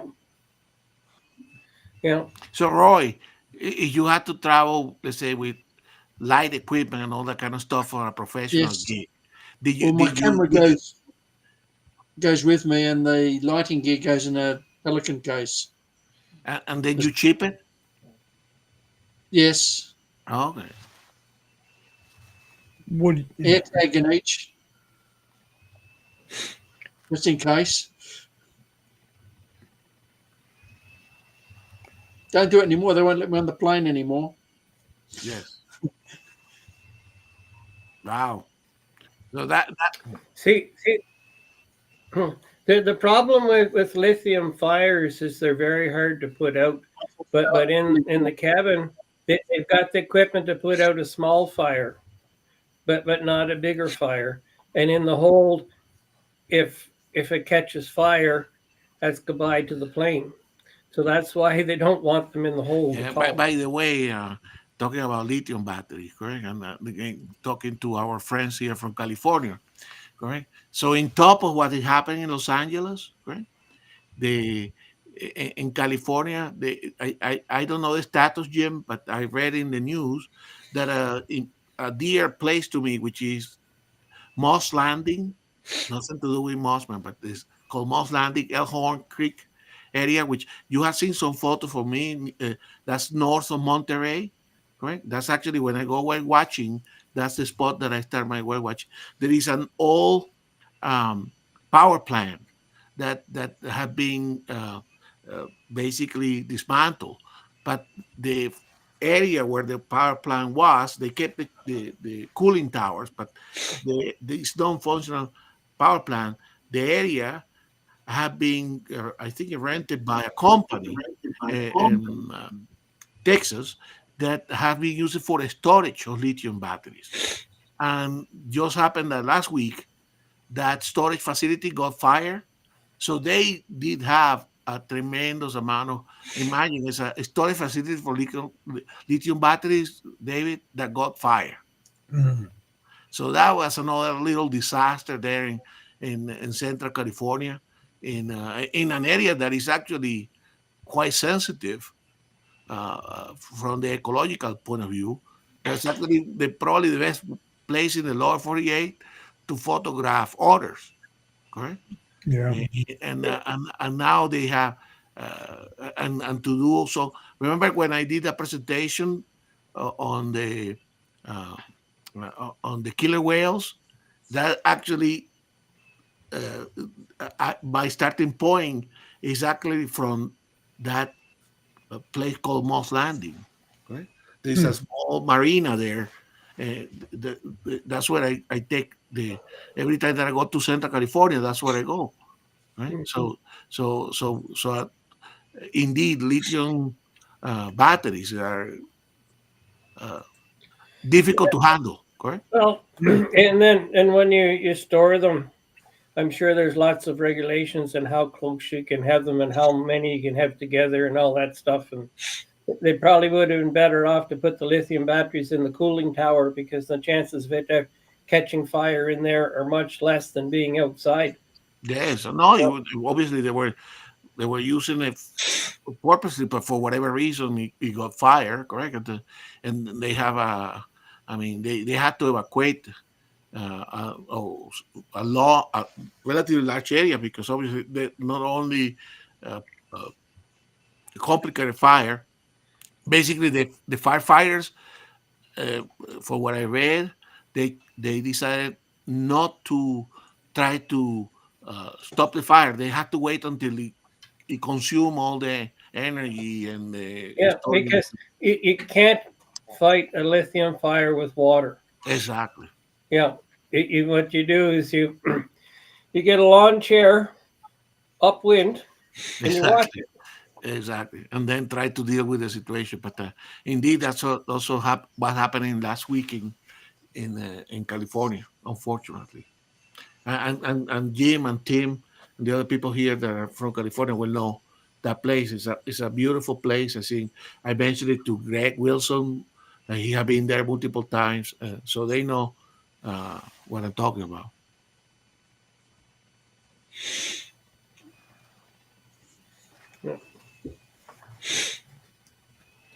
Your next generation is supposed to be safer, solid state. Yeah, I understand that Chuck, you will be interested on that. That the military has developed a new type of battery that basically uh, the main benefit is that it lasts a little bit longer than the lithium batteries, rechargeable, but it has the advantage that is like 20% less weight, and weight is everything for a soldier, correct? Yeah. The modern soldier uses so many, he has the goggles and the GPS and this and that. So 20% less in batteries is considered to be a tremendous advantage. And actually, I think they closed the deal and start to manufacture those, but it will be only available for the military at the beginning. So basically, the military is the one that is developing this new type of battery. Yeah, I think you'll find, Gustavo, that a pack sack for a soldier weighs at least 50 pounds. Exactly. Because if it doesn't weigh 50 pounds, they'll add more stuff to it Exactly. and make it 50 pounds. Yeah. Ours are always 65. Wow. Well, That, I didn't want to push the issue, yeah. Chuck. But I've never had one less than 50, even when I was Yeah. armored. And you still have to use your armor and all that kind of stuff, correct? So that's not considering the helmet, Right. the No, the weapons, that's nothing. That's Right. just the backpack. No. Right. Yep. Yep. And you got your canteen and like full of water. I think this is why. That's a liter. This is why I get so much of. I get these people that won't carry things. Exactly. I got sick of it. Gosh. Exactly. Well, we have an expression in Canada that I could probably say. We call them a candy ass. Yeah. Yeah. Although, Chuck, as I mentioned on that think tank, when I have my all 600 G lens, correct, which that was heavy, right? So I think it was a trip to California, one of those that my son was still, a young teenager and was traveling with us. He was in charge to take the backpack, correct? But I can see that it was heavy even for him. That's what assistants are for. Exactly. Well, one thing I noticed that back in the 70s and 80s with the infantry is the short guy got to carry the Carl Gustav because it was the heaviest. But because he was the short guy, he was less of a target. But he had this great big Carl Gustav. But he didn't have to carry the ammunition. That got distributed amongst the rest of the group. Yeah. Yeah. So anyway, so that's why we're talking about camera bags, because we are not that young anymore. So we have to find the convenience. Right. Yes. Yeah. I'm sure glad they're making some of these lenses a quarter of a kilogram lighter, you know. Which one of your bags you can remove the wheel from? Was it the Think Tank? No, the PGI Tech. Oh, okay. Yeah. But you said one rolled better than the other. No, they all roll equally good. Right? Okay. The only thing is that, as Chuck was saying, the Think Tank is a well-known quality, correct? Yeah. And Think Tank, if a wheel get damaged, and I have never managed to damage any of the wheels, they will replace it, right? Yeah. And you can buy, you know, anything to replace not only the current model but even the older model, correct? Yeah. But this PGI Tech, being a smaller company, you don't know, correct? That's what I say. I will tell you when I take that to a couple of trips, then I will know if the build quality is as good as it appears. But in terms of the how they roll and everything, it looks fantastic, right? They look equally good. Right? Think Tank have always been good though. Low Yes. Pro are good too, but they're a bit bulky and heavy. Yes. I've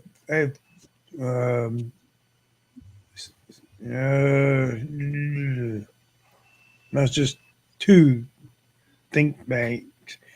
One is a bag, the one I showed everybody, and the other is the well, I think you have the Airport International, correct, Chuck? I think it's it. Yeah. Hmm. You have the same one that I have before. And that thing holds all kinds of stuff in it, man. I mean, you can feel it till you can't even lift it anymore. Exactly. Yeah.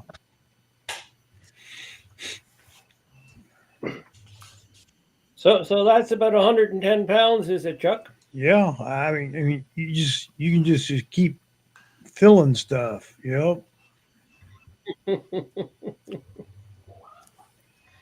See, even for the 36 37 liter. And the thing So I got this bag from F-Stop right here. Okay. Okay. And of course, they come with a lot of dividers and stuff. But I'm going to put this right here so you can look at another camera. Let's see. I'm going to go here.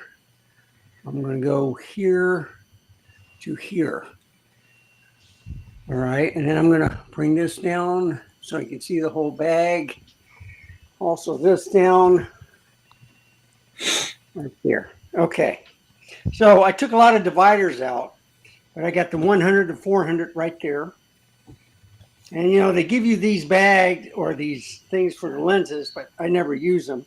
Yeah. I had the 180 to 600, the 51.2, the 135 Plena, the 105 MC, Yeah.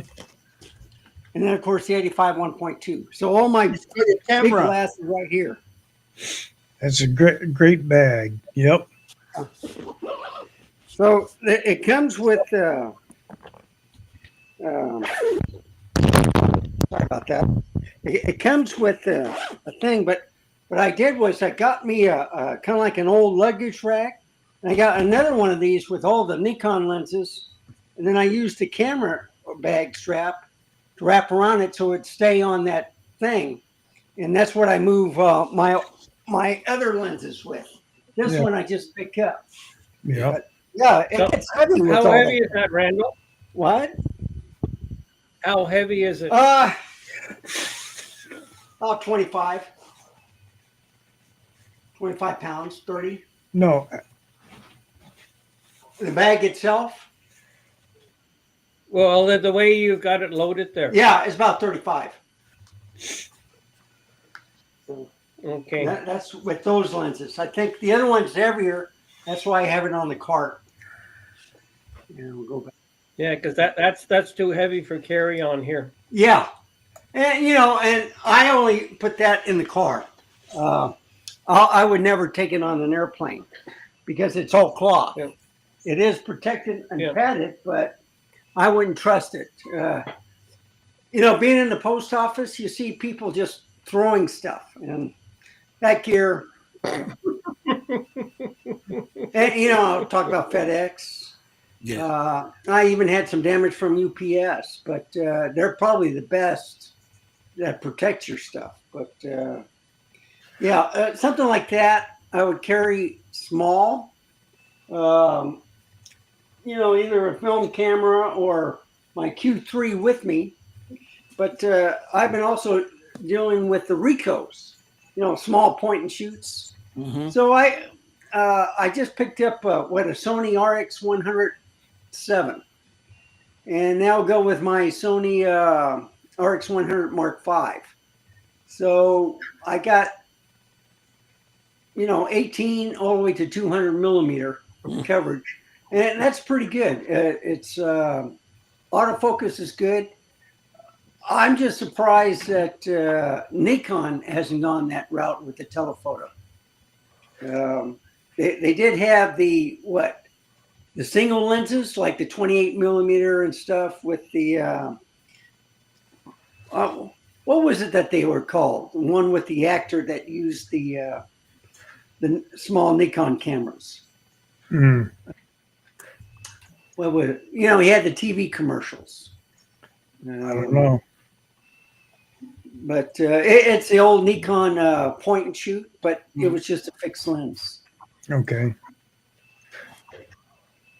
But Yeah, but in your case, Randall, I think your issue is like because you have so many camera systems, you have to have like things separated by bags because otherwise it can be a mess, correct?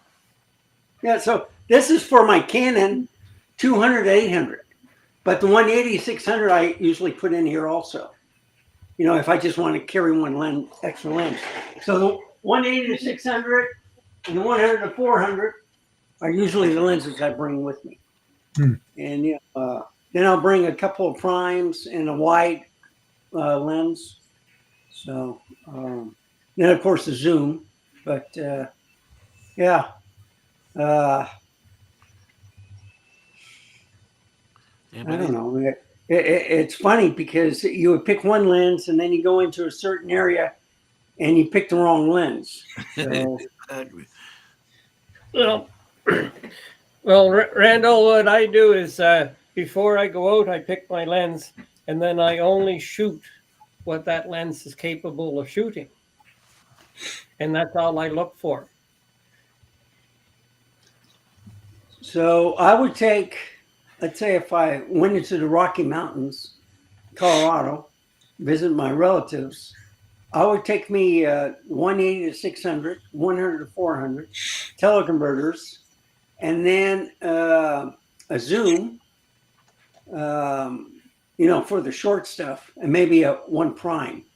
So about 4 lenses, and then the teleconverters. But the funny thing was, I was using my brother-in-law's Canon SHX 40 or something like that. It's like 24 to 100, and it was a good camera. So I started looking online. I wanted to do some 4K video, so I picked up the RX 100 Mark VII. The only disappointment with that is on the video, you can only record 5 minutes in 4K. It doesn't overheat, but you just have to keep hitting it once it hits 5 minutes, and then it turns off, and you got to hit it again. That's the only thing I don't like about it. But and also on the Sony LCD screens, they're awful. I mean, the latest ones, the R5, a couple others are pretty sharp, but you think you're out of focus when actually the picture is in focus in the camera. Just that the LCD screen is so bad that, and then of course I like cameras with the EVF. I did have the Z30, but I missed the EVF, and I got rid of that. The Z50 and another ZFC. I had two, and I picked up the Z52, and I really like that camera. It has no video record limit, and I think it's a little bit faster on autofocusing too, compared to the other APS-C cameras. So. I remember one of your videos, Randall, that you have all your camera gear and you put it in your trunk. And it was like, oh yeah, another bag, another bag. Hey, by the way, Randall, you should do a little presentation on getting your cameras in your car, because you do a lot of, like, in your dashboard cameras and this type of thing. You by now you must be an expert on making sure that your cameras are well attached. You don't want to take a curve and then your camera goes to the other side of the car. So I did some videos with the car vlogging, where, for example, I love dummy batteries. All right. So you take a nice small bag. All right. Another man purse. I'm sorry, but anyway, you open it up, and I got a dummy battery hooked up to a power bank. That's usually for cell phones, but it's excellent. And then all I have to do is turn on the flippy screen, and it's on, just like that. And I got about maybe 3 hours and 25 minutes of recording on this SD card. I think it's like a 512K gigabyte. But yeah, I can get, and it's 4K though. So, but stuff like this, it's handy because I got a tripod. I can go and shoot either photos or video, and it's small and portable. Exactly. But you don't use a tripod in your car as a car, correct? Yeah, that's what goes on the dash on the car. Then you are a better driver than me. Well, all right. Now, here's what a lot of people don't know. So I have the LCD screen like this, okay? I can see better through the LCD screen than seeing through the windshield driving, because a couple of times I would have gotten in an accident by hitting a deer. This saved me. It says, hey, there's a deer out there. So you look through the windshield, you can't see it, but through the camera, you can. So that's an advantage. But Randall, what do you use, Velcro, or do you use some sort of? Oh no. Okay. So the way my dash is, it slopes down, and when I roll out the tripod, okay, if I had it straight, but it's at an angle, and right now it's straight, and it locks in on the dash on the circular part, and also on where the air conditioner is. So it's locked there. It prevents it from falling down. And then this fits on the bottom so that it has a 3-point contact. So the moral of the story is that you had to buy your car so that you don't have a problem. I've used the slug bug also. But the nice thing about the slug bug is it had such a big dash. It kind of reminded me of you're driving a van. But now the cars they're making, you don't have a dash anymore. You hardly have any consoles and stuff. So I don't know. But I've seen people with the stuff on the windshield, but I had problems with that because it would fall off. But my windshield is so like this that I have to only use small cameras. On my slug bug, it was no problem. I could put any camera on there, like a Z8. Z9 was too big, but I've used Z8, the R5 II, stuff like that. And it was fantastic. You have to worry about how big the lens are, but you want like either a 20 millimeter all the way to, I would say, no more than a 40 millimeter. To show the road, the vehicles, and stuff like that. When I first started out, I was recording myself, and then it was mentioned to me. He says, "No, turn it around. We want to see what you are seeing," and a lot more people like that type of vlog. So I can describe certain places, like in San Antonio, or where I'm driving to, or it works out pretty good. All right, good.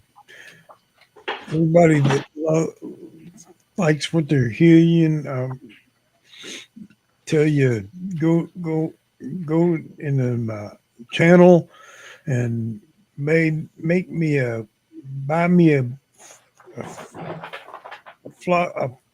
cup of coffee. Yes. Buy me a coffee. Yeah. Yeah, Let's buy see. Chuck a coffee. Can't drink beer. That's right. Yeah, but Terry make a comment here about transporting your camera in the field for sure. I mean, we're talking about the issue of getting to the location, correct? But yes, indeed, when you are in the field, then it's about straps and we will talk about that. I think in a couple of weeks. I think we talk about the QR type of system and the different strap for the different cameras, particularly again for the long telephoto. But indeed, that's a different issue altogether because you like he's talking here about chasing elk, right? You don't want to take the camera out of your bag, open the scene, put them out. I mean, by that time you are in trouble already. Want to keep the camera in your hand all the time, so you can shoot. Exactly. Taking off. Yeah. You did. I'm- Okay. I'm going to leave you guys, and it's wish I could stay, but anyway, I'll the next time I'm going to be back will be Jeff's show. Okay. So I'll see you for the photography review. And Chuck, hopefully you got a picture of your cat in there, because we need a good cat picture. Okay. Just something to chase all the birds. Exactly. All right. Yeah. And you don't have to be wearing camo when you take the picture. It would be more interesting. All right. or you could have a picture of you holding the cat wearing camo. All right. Cat or Chuck. Yeah. Whichever, doesn't matter. But see, if Chuck was wearing camo with that cat, you mightn't be able to see Chuck. That's right. Exactly. Or you mightn't see the cat. It's hard to say, because the cat's kind of wearing camo all the time. Yep. But anyway, I'll see you guys later, and All right. have a good night. And I'll probably be in the chat. Thank you, David. Okay. Nice to see you. Okay. Bye, Dave. Bye. Bye-bye.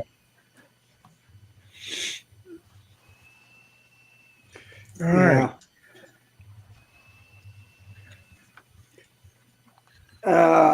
So is there anything on the forecast where you guys are interested in that you see on YouTube? Anybody discussing? Yeah, there's a lot of people, not people, but coming up with some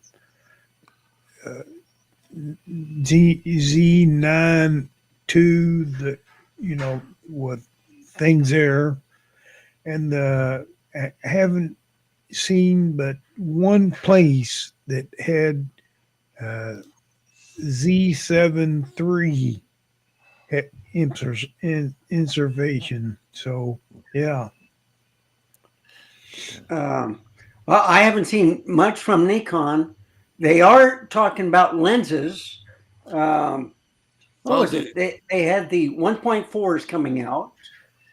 I don't know if they're going to come out with the 35 1.2. What was it? The Plana's 135. Would you guys like seeing a 150 or a 200 millimeter? Or you think just using the Nikon F? the macro. Yeah. Documents. But the good thing talking about in general, correct? It's they got some good offer, correct? So the 800 is discounted like $1,000, correct? The all the long telephotos uh, are well discounted. So people that are interested in those lenses for sure uh, can buy them now at good discount, correct? the only thing it's not dic- discounted is the 85 1.2. Is the one that is not discounted. Huh?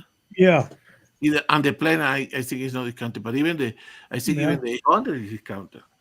Yeah. The MC. Yeah. Yeah. So anyway, Rando, I think you know early in the chat, people, I think somebody, I don't recall who it was, that was mentioning that uh, that we shouldn't be expecting to see some um, firmware, correct? Soon here. Remember, there are still this uh, discrepancy between the different firmwares, correct? In the SP7 camera, correct? So there could be some harmonization on the Yeah. firmware, and typically, I think we should see this quarter, correct? And maybe then the first announcement. So remember, statistically, they produce about 2 new camera models every year. So that's what they have those rumors about the new Z9 uh, version 2. That Canon, the uh, R52 and the whatever the R1. The where's the 1D1 at? I haven't seen a lot of people talking about it. Well, I did hold the R1, Canon R1, Mm. and I hate to say it, I liked it better than the Z9 because of the buttons. I had a problem with the Z9 when I turned it Mm-hmm. for vertical shots. I kept pressing the wrong button on the bottom. Yeah, Okay. With the R1, it's inside, so it's not on the edge where you handle. You have to press in there. It weighs a little bit less, and it felt good in the hands.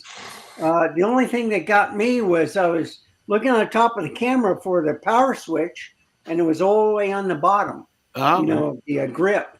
So that's a new place. What I like about Nikon is most of the cameras, all the buttons are in the same area. All right. yeah, So you pick up any camera and you know what to do. The only difference is I think the ZFC with the play button on the upper left-hand corner, but Mhm. all the other cameras, all the buttons are basically the same. So I like the conformity of Nikon. They've come a long way. I think what autofocus is good. The color science is great. They're coming up with some fantastic lenses. I have not picked up any 1.4 lenses because I'm more of a guy that wants sharpness. So I keep with the 1.8, and then I would use a 1.2 and then stop it down to 1.4, you know. But I agree. I've heard mixed reviews with the new 1.4s. Is that they says, well, they don't think it's as good as the other lenses, but it's not an S lens. And I wanted to do. I was thinking of renting 1.4Z with some of the 1.4 f mount that I have to compare both lenses to see if it's the same thing. They just put a new mount on the old lens and they call it a Z. So that's what I want to try. I know that the lens itself is different. The plastic cat or the outing is, from the Nikon F, but I think the lenses are just about the same. Let's see. Yeah, D500. Yeah, I was reading Robert Varner's and Tell M. Biggest fear. Yes. The animals also fear them because they think they look like a gun. Hey, Well, yeah. But Roy, can you explain a little bit more about this gyro data issue? Yeah, so the upper Sony cameras, when you make a video, they write a gyro file as well. So when you load in another piece of software like an editor, it can take the gyro data and stabilize it extra. Okay. I'd really like to see There's that. a great program called Gyro Flow, which works Yes, as you better than mentioned that. Catalyst Browse. Okay. Yeah. So it takes So- extra data and makes your video smoother. So you will have your whatever NAF file, and then you have another file that is separate or embedded in I think it's a separate file. Yeah, it'll create a different file, all right? But what it does is with Gyroflow, it'll take, let's say you did like 10 videos, you can put it in a chain where, okay, do all of them at, the certain range, whatever that you precise. It'll know what camera you use, what lens you use, and with any counteraction you do with the stabilization, it'll counteract, make it look smooth as Wow. milk. I don't It's know. data from the camera monitoring your movements.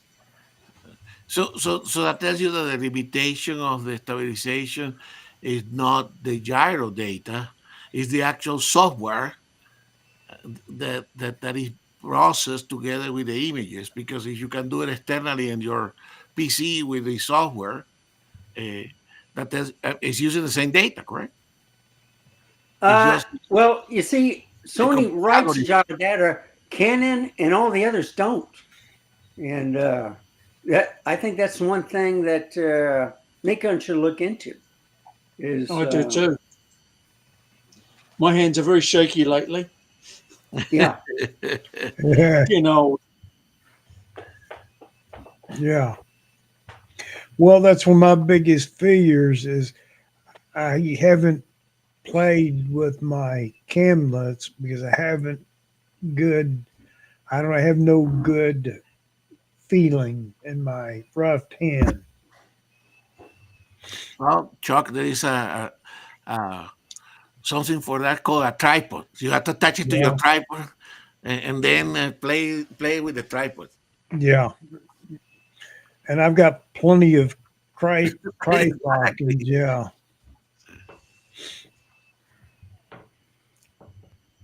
But that's interesting, Roy, that that indeed they can use the actual gyro data and then process it in a separate program and get greater stability. Yeah, be a big advance. Exactly. So for sure that We'll need it. that will be great. And have you experimented with that, both of you, Randall and Roy? Not enough. I've only played. Not enough to evaluate.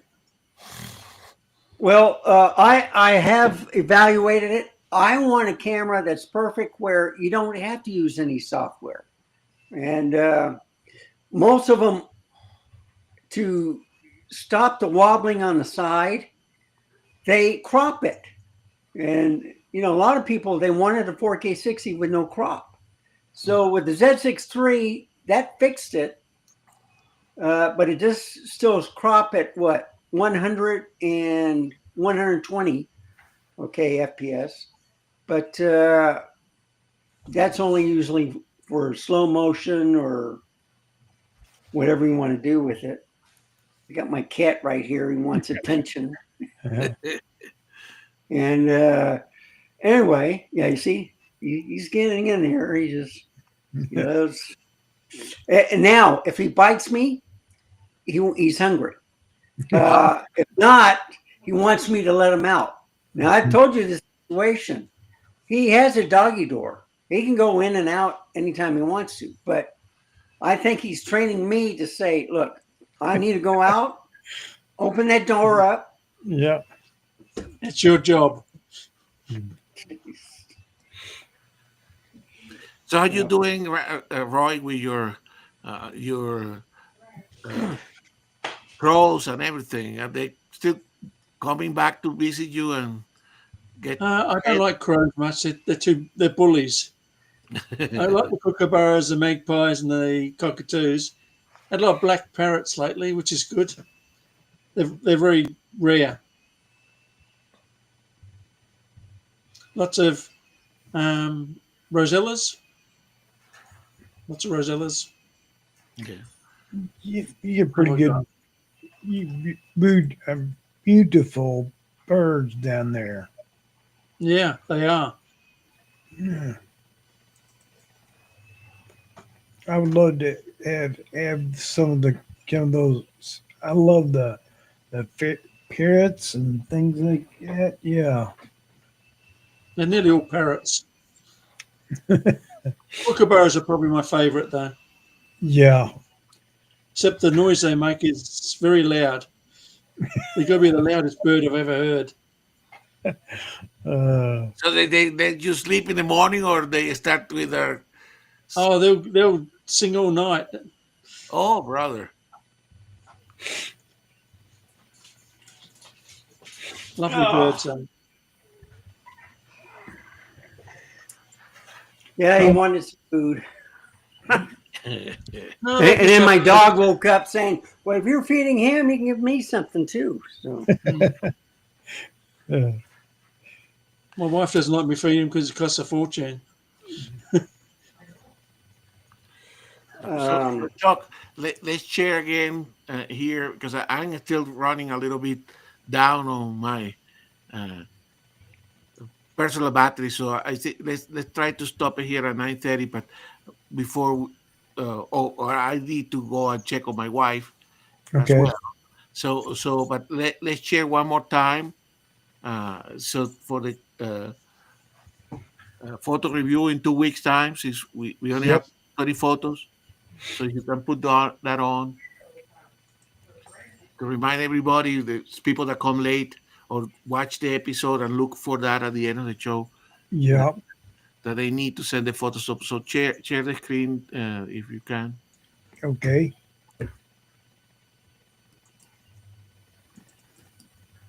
Exactly. So remember, guys, that the next photo review will be Saturday, February the 1st.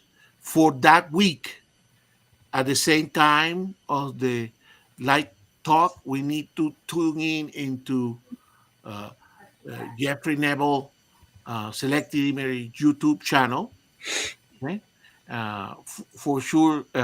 So you have time to send it.